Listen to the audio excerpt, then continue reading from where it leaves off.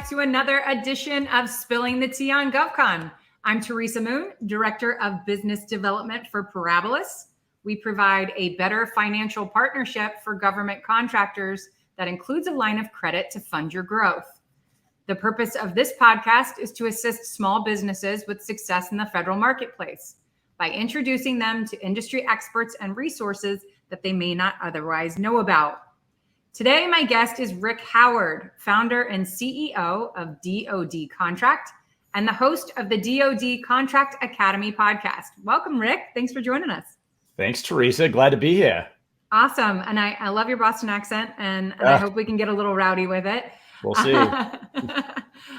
You make your way around the industry pretty well, as do I. And I think especially with your podcast and the educational outreach that you do with your work, many that are tuning into us may know who you are, but if you could take a minute or two and tell some of our other listeners about yourself, your military background, and your professional expertise that you bring to your business. Sure. So my name is Rick Howard, and I spent 20 years in the Air Force. First part of my career was flying intelligence, surveillance, reconnaissance aircraft. Then I transitioned into acquisitions. I was a program manager for the Air Force, and acquisitions is essentially the profession of putting companies on contract for the government. So they have an acquisitions course. So I spent years doing that. Small businesses, large businesses, a lot of different industries that we worked with. And then after retiring, I started a consulting company that helps small businesses in particular sell to the government. Although we do work with companies of all sizes, but I like to focus on small, especially with the podcast and the training, because that's where I saw the biggest need from the government side. That's where, I saw a lot of the innovative technologies that we needed to solve problems, but the small businesses either didn't understand that the government was buying their types of solutions, or just didn't understand the process, which is and can be a bear if you don't have someone to kind of guide you through it. So yeah, that's what we've been doing since. We're running strong. So we help businesses through training, through DoD Contract Academy and the podcast. And we also provide some higher end consulting. Well, that's awesome. And I think, your background, especially as it pertains to acquisition, is got to be like a gold mine for the companies that are working with you. I know there's so much intimidation there, right? Businesses don't understand how often they can engage with their government counterparts. And to your point, a lot of those agencies and military missions are missing out on some of the technologies these smaller businesses are bringing out and the innovation that they can bring just by sole, fact that they just don't know how to engage. And so I think, the biggest point when you and I were prepping for this conversation is talking about tactics of doing just that. So you're here to discuss with us how to be prepared for that initial meeting with a potential government customer, that first impression that's so huge that people don't recognize can really shoot themselves in the foot with it, so to speak, if they're not capitalizing on it, because you're front of mind then once you've made that connection. Government contracting is just like anything else. It's human to human interaction. And the better that first impression is, the better off you are, in terms of scoring an award after the fact. So super essential, especially as we're entering into fiscal year 24. Great tips and tidbits that you're going to be sharing with us here. So, let's jump into it and get a little specific about why that you recommend small businesses to set up meetings with government offices as a primary way to essentially win that contract. Yeah, well, the first reason that's our recommendation, or that's our kind of one of our starting points, is it eliminates the biggest problem I see small businesses in particular making, which is they're thinking about government contracting for the first time. Maybe they stumble across sam.gov or hear a podcast or just get maybe some bad advice, and they see these requests for proposals coming out, and they're writing proposals on these RFPs, and that's the first time they're engaging, right? Mm-hmm. So with our students and our clients, we recommend that they don't even look at those when they're starting, right? We want to be 6 months, a year ahead of when the government actually puts that solicitation out there. So what we're doing is we're trying to set up meetings with offices that are buying what the company sells. If they're selling a CRM tool or a software solution for, HR, we could find the offices that buy those products and have a requirement and funding to buy them. And we're getting them in front of them ahead of time, early enough, and during kind of the legal phase of acquisitions where they call it the market research phase, where they can actually influence how the government's going to buy and what, specifics they're going to put in the solicitation when it does come out, if it comes out. So that's why we're doing it ahead of time. Get ahead of the solicitation, find the office that buys what you sell, and find out about the opportunity early enough where you can set up a meeting, talk with them, and influence what's happening. So that's the reason for setting the meeting up. And often that can also lead to no solicitation, just a direct purchase from you if you have something innovative. So, and I think that that's a unique approach that a lot of people don't think of ahead of time. They think, request for information, request for proposal is their first initial way of entry into the actual conversation itself. But to your point, they can almost lead the conversation, and this is what I do. And I know that you're currently in the field of buying these specific types of services or goods, but this is what we can do that might help the mission that you haven't thought of yet, which could lead to a sole source, which is amazing, right? And a lot of people don't think about it, strategizing that far ahead. We talk a lot in my industry about incorporating into your business plan something that has a strategy that sets it out prior to contract award. And I think people are so accustomed to making their strategy process just that, end goal, that hit, that win. And they're so focused on that they're not focused on how they could be setting themselves up for success if they just think about things a little bit differently as far as initial plan. Yeah, a lot of companies don't. You're right. It's winning the contract is the thing that they're concerned about. A lot of them don't think about the fact that they may need a financial house to back them for that first couple of months, because the government, if you're invoicing the government, depending on what you're selling, you might need to pay your people up front, and wait for the government to reimburse you. And they don't even know that there are financial institutions that are set up to do just that. You win the contract, they can back you. So it's, that's something we've talked about on our podcast, and it's something, and you're right. It's not, a lot of companies aren't thinking that far ahead. So it's worth taking a step back and looking at, the 2, 3, 5-year plan. Yeah. And having the confidence to have those conversations, which is something I imagine that your team coaches them through so that they know, be confident in what you do, but this is how it applies to that initial conversation, which I'm sure sets them at ease. I mean, I make it a habit when I travel the country for conferences. If I have a client that's meeting me at the conference, I'm trying to connect them with agencies while we're there. And it doesn't always end well because they're not prepped for what that conversation is going to entail. That's true. And I think that's probably what you asked me first, right? Which is, hey, how do you actually prepare for that meeting, and what do you need to be thinking about? Which is, and I'll give, just a side story of when I was back in procurement for the government, and I was running my acquisitions branch. And an acquisitions branch consists of, engineers that will kind of weigh in on different technology areas, program managers that manage the contract flow. We have contracting officers and financial people. And so the savvy companies that were getting on contract typically were setting up meetings with me routinely to do just what we discussed. But every now and then there was a new company that would come in and just somehow, they figured out that this is what they needed to be doing, but they didn't prepare the way they should have. And an example of that would be, when I would get a company would figure out how to get on the schedule, they'd be in the office and they'd pitch me basically on like all these hundreds of things that their company does. And at the end of the meeting, I'm sitting there, first of all, thinking this is a total waste of my time, because it's very clear that they didn't do the research that they should have. And that research is, you need to know what, if you get that meeting with the government, and that could take some time to coordinate, you need to research what that office is buying.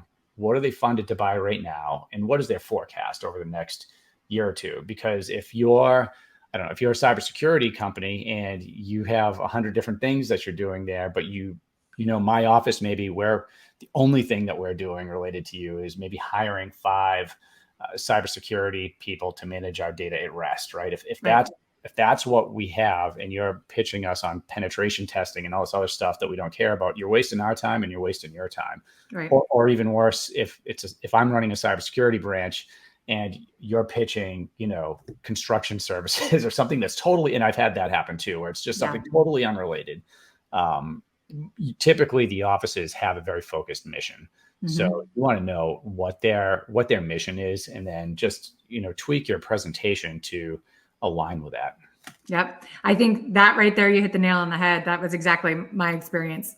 introduced some clients to a large prime at a conference, and they got nervous and started pitching straight from their CAPE statement. Right. And the director of small business looked back at them and said, "That's all well and good, but why should I care? Do you even know what we do?" You know, and so, like you said, doing that research prior to and trying to fit your narrative into the mission focus of the person that you're speaking to is important, because it's a person. You're talking to a human being. You're not, regurgitating information into a computer. This person is going to want to do business with you more if they like you, and you're giving them something that's going to help them do what their job is. And so I think that it's, first impressions go a long way. And so making sure that you're prepped for that is important. I think there's nothing in the commercial market that lays a foundation for a government contractor to be able to do that. So while you may have experience in the commercial market with that particular proficiency, it doesn't mean that you're going to automatically be successful in the federal marketplace, right? Because of the way that we do business, being the process being so different. Sure. Yeah, no, and you're right. It's about relationships, and there's a person on the other side of that table, right? So if you do happen to get caught in a situation, because you might, and if you're doing it the right way, you might have a meeting set up. You're always asking the program manager, the contracting officer, "Hey, do you know anybody else that's could benefit from our service or technology? Is there somebody else working on this?" So, you might start getting yourself into conversations or presentations that you didn't plan on just by asking that question. And if you do, or if you just did bad research and you're starting to sense that office is, not focused on what you provide, just ask them, like, "Hey, I want to make the best use of your time. I know you're busy. What are you guys working on? What's your mission set right now? And then maybe I can eliminate some of this and just tell you about what we have that could serve you." Yeah. And that's maybe a get out of jail free card if you find yourself in that. But yeah, look for people falling asleep around the table when you're briefing, and then I would start asking questions like that. Yeah, definitely get the net for yourself and get the heck out of there. I mean, it's hard, and we get it. And that's why businesses like yours exist, because you recognized a need in the marketplace that wasn't being filled. There are lots of people that do things around what you do, but there's not many that actually focus on, especially that initial meeting. And it doesn't necessarily just apply, like you said at the beginning of the program, to startups. This is something that businesses struggle with for years. And most of it's because they're not good at being able to represent their business in a meeting. They're better. My CEO always says that most business owners are functional operators. So they're really good at whatever their expertise is, but they're not great business owners because they just don't know the nuances around it. And part of that is business development and marketing of yourself. And not everyone is good at that. So being able to be good on that on the fly, like you said, and opening the conversation up to what are you currently working on, and then try to fit your narrative back into that's something that needs some practice. And so yeah, that's true. That is true. But you can, if you're making progress and winning contracts with the government, that's something you can hire to as well. And it's probably something to, a mistake I do often see is some companies focus more on the technical experts than on their sales team. And sometimes the best sales people have some of that technical background as well. But, finding somebody that has a little bit of experience in situations like that, it could help you out, because you don't have to do everything. You can't do everything yourself. So finding some people with that type of background, or veterans also, and reservists and guardsmen, if you're selling to the military, can make great sales executives. Well, that relationship is deep. And so we always say that the small business marketplace and the federal marketplace is a small world, even though there's, hundreds of thousands of businesses that are engaging in it every year. It's still, we all know each other. And so it can go a long way. Same thing in the veteran community. We find that a lot as well. And the way that you speak and represent things is a language that you might not know outside of military experience. And so that probably lays a better, groundwork for getting that conversation rolling, because how that person's going to want that information conveyed to them. That's important too. Oh yeah. My wife won't even stay in the same room with me and an old military buddy if, when I run into them, or a new one, because she's like, "You guys just start speaking in acronyms within seconds of me, and I can't understand the conversation." So I'm leaving. But I mean, that's true. And that's something to think about as a business owner. If you're hiring people, so if you're selling to the Navy, having somebody that was in the Navy, probably a good idea because they Mhm. speak the same language. They're immediately going to have a connection with Mhm. whoever they're selling to, or could have that connection to somebody on the other side because they have a shared experience. And that goes for government employees that have worked in, Department of Energy, the VA, Mhm. wherever, you pick the organization. Right. So strategic hiring is important in the process as well. So Sure. good to uncover that. Okay. So we've gone through why it's important to have that initial meeting, preparing for that meeting, making sure you know how to gauge your conversation toward the mission focus. Right. But what questions can a business leader ask when getting that meeting scheduled? Because you said it's not always easy to get on someone's schedule to have that meeting.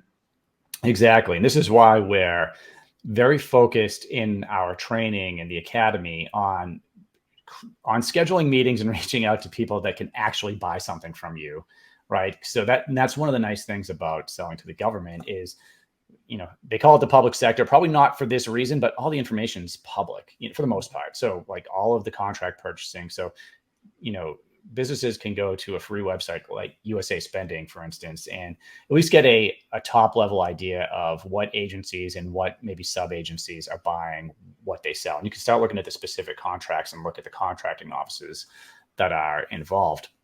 So provided that you've targeted a office that actually buys what you sell, right, and you're in there, some of the things that you need to ask are going to determine if you have a real opportunity or not. So we see this mistake often where a salesperson that's new to it may go and have a meeting with the Air Force, and maybe it's someone that buys what they sell, but they come back and they didn't know a few things, which could affect, a good use of their time when they're running their pipeline.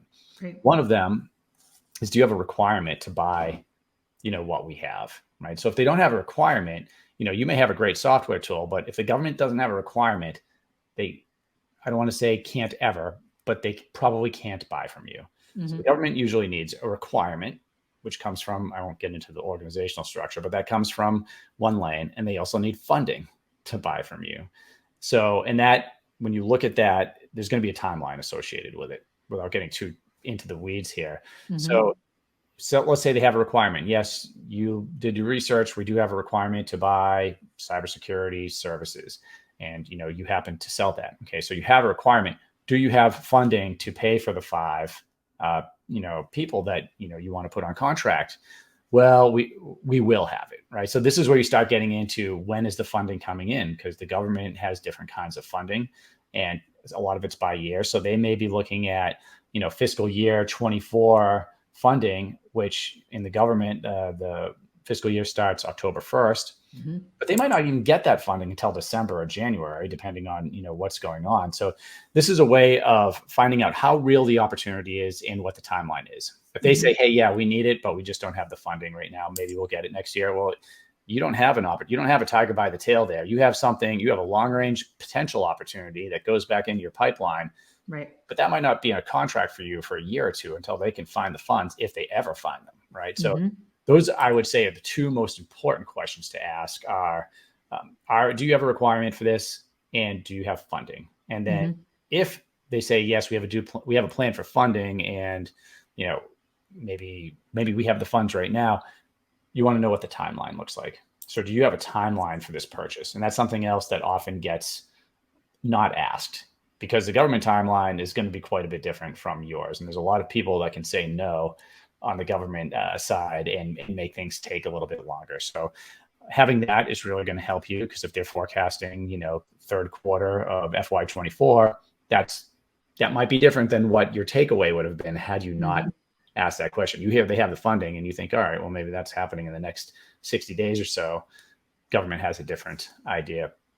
There was one. Oh, okay. So final thing to ask is, how do they plan on putting you on contract? And without putting everybody to sleep, the government has to have a way to put you on contract outside of a sole source contract. They can't just put you on contract. Like you or I could go to the car dealership and buy, any car we want, provided we have the funds for it. Government, it doesn't work that way. They may want to put you on contract, but they need a way to do it. So are they using GSA? Do they have an IDIQ? Is there a contract that they have right now that are maybe a bigger company's on that you could sub to? So there's a lot of different ways to do it, but you want to know what they want to do and then try to align yourself with that. Yeah, that's great news. I mean, because most people don't recognize that either. They think if I go out and get every certification that I can possibly qualify for, then that's going to open me up to it. And I've heard many a contracting officer and small business directors say, don't lead with your certifications because you might pigeonhole yourself in something that may not be able to be gotten out of. And so I think that that's a great point for them to ask, what are some of the ways that I can make this work with you so Yeah. that if they do need to go the subcontracting route, which there's no downside to that. Most people think if I'm not successful until I get a prime, and it's like, but you could get several subcontracts that are going to amount to more than any prime you could get at the stage of growth you're in. There are some companies that only subcontract, Mm-hmm. multi-million-dollar, 9-figure companies that go on to sell their companies for hundreds of millions of dollars, and all they've done is subcontracted or sold through a reseller. So Mm-hmm. in fact, that takes a lot of the, I don't want to say responsibility away, but that can eliminate some of the pain points. It can create others too, don't get me wrong. But subcontracting, priming, a lot of times companies are doing both. I would not hesitate from subbing, especially depending on your product or service. That may be what you need to do. Right, right. And so it isn't important just to get that certification. It's knowing how it's being allocated, right? I've never, ever put a company on contract because of their certification. So whoever you talk to that said, don't lead with your certification, they were absolutely right. You lead with your capability. The government has a problem to solve, right? If it's the military or another agency, that's what they care about. I need to solve this problem. Can you solve it for me? Not, hey, I'm a veteran and I'll use veteran, service disabled veteran, but I'll use the SDVOSB because that's what I am. But don't lead with you're an SDVOSB, because that's not what we're looking for. We're not looking for an SDVOSB. I mean, they may have a set aside, but they need the solution. Lead with your solution to their problem.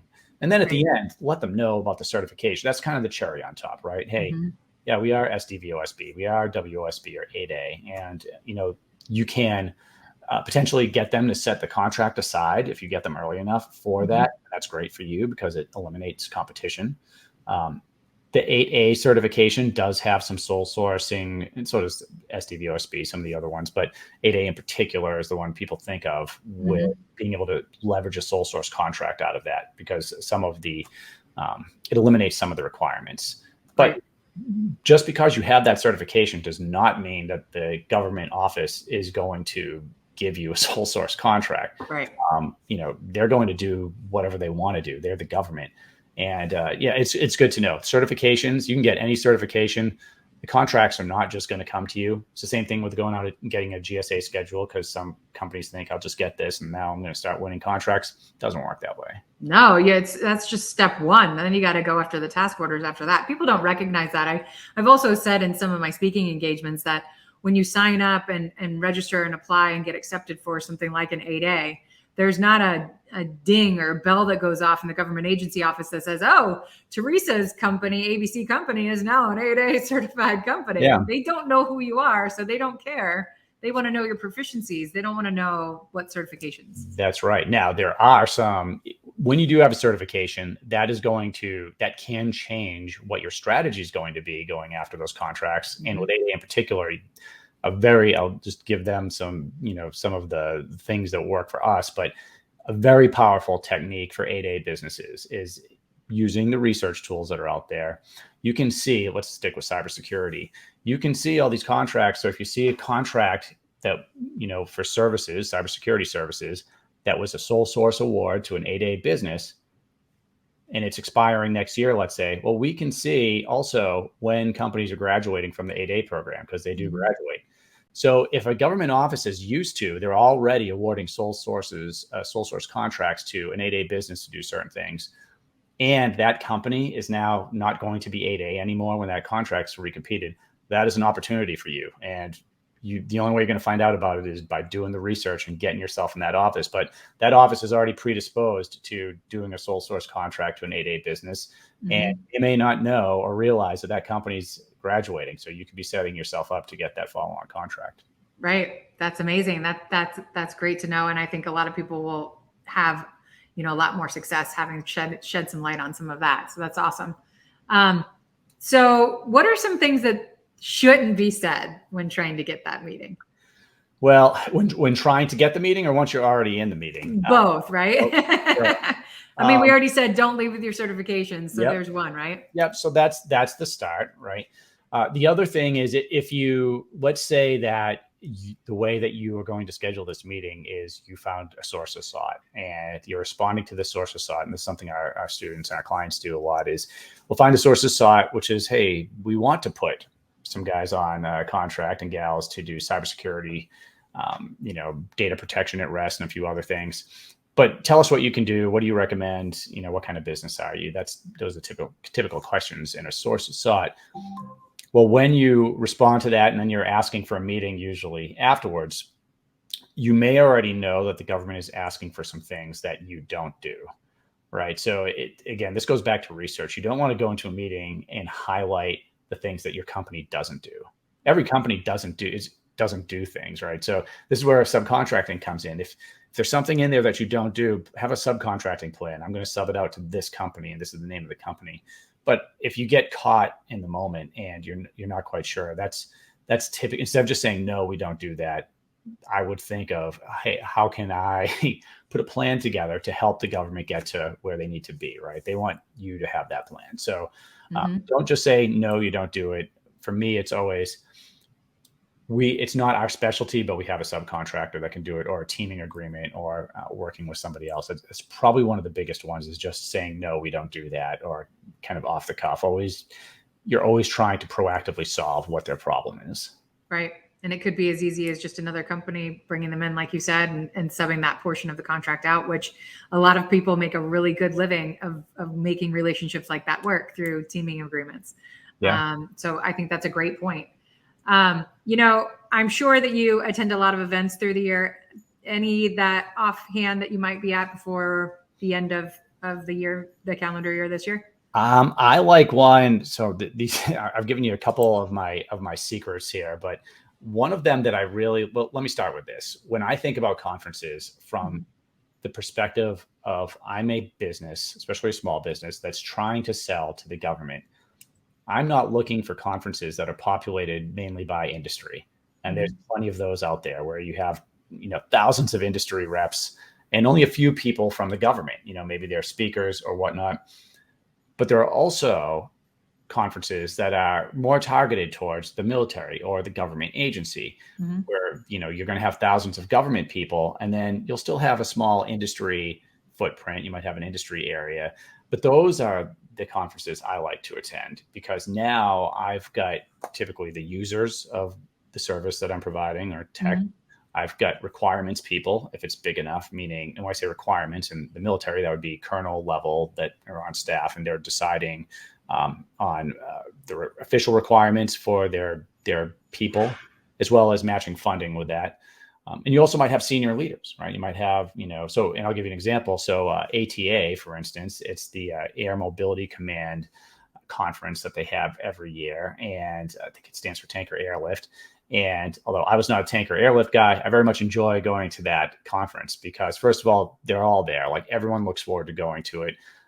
You get a lot of flyers there. You get a lot of staff. You even get the acquisitions core there. And if, as an industry person, now you're in the industry area. And if you think about it this way, first of all, they roll the liquor cart in around 4 or 5 in the afternoon, like a good aviation gathering would. But what's good about that is the social hour is often in the same room with industry, and it brings the thousands of government people into the same room. And now you get a chance to talk with them each day, in the morning, at noon, and then at night during the social hours. And so you could often find somebody that has a need for your problem set, find a requirement person or a colonel level that can make something happen, find somebody else in the acquisitions community that can actually put something on contract for them. It's very rare that you're going to get that type of makeup all at the same event. And so conferences like that are the ones that I'm targeting. That's a great idea, because I think sometimes you spend time at an industry specific event and it's all BD people. And I mean, it's great to make connections within your industry so that you can have the opportunity to have teaming agreements. But if you're not able to get in front of the people who are actually going to be buying from you, you're going to be limited to the number of people that you connect with, number one, and you're competing with everyone else that's there that does the same thing that you do. So That's a great point. I love that. That's great. Okay, so we always like to end the show by giving people the opportunity to share, tips, words of advice. So anything outside of your trade secrets that you've already been gracious enough to give us. Any words of advice, though, that you could share with some of those listeners that are leaning into this conversation? Yeah. So what I would tell you is be very targeted when you're selling to the government. Take advantage of the fact that the information's out there. So it doesn't take a long time to be able to determine which government offices are buying what you sell, which ones maybe prefer or buy more for, if you do have a certification, a company that has your certification, you can see that. Take a look at the different niches within what you sell, because certain tools will show you the average number of offers coming in per solicitation, so you can kind of get an idea of what might be a less competitive niche that you could fit into, and reverse engineer your plan. We can look at the companies that are successful already doing what you're doing. We can reverse engineer what they did and go step by step to sell to a very focused, targeted office in the government. So be deliberate, be focused, and then you're not going to waste a lot of time kind of chasing squirrels. Yeah, because that's a expensive process. Sure. Why reinvent the wheel when it's already been established for you? I love that, and that's great advice. So definitely appreciate you being on and sharing your expertise with us. I hope you'll come back again soon. No, thank you. Thank you for having me. Absolutely. So again, thank you for joining us. And I encourage everyone to connect with Rick and his team on LinkedIn and be in touch for more information about what they do. We pride ourselves on sharing the most insightful and exciting people and information to help you better navigate your GovCon journey. If you like what you've heard today, you can see all of our past podcasts, which are archived on our YouTube channel by the same name. Stay tuned for all of our future guests in the coming months as we help you get a great start to your FY24. Can't believe we're already there, but we are. So thank you again for being here, and have a great day, my friends.